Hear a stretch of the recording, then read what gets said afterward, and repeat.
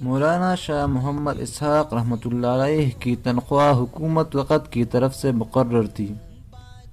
جب انگریز کا دورہ ہوا تو عربی مہینے کے بجائے انگریزی مہینوں کے اعتبار سے تنخواہ ملنی شروع ہوئی۔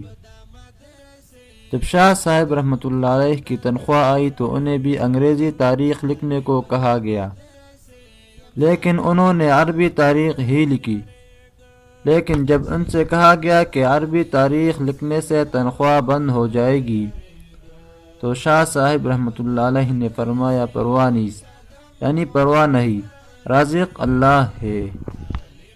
ناظرین، سوچنے کی بات ہے کہ کیا ہم اپنے مشائخ کی پیروی کرتے ہیں؟ پیروی تو دور، آج ہم کو اسلامی مہینوں کے نام بھی یاد نہیں۔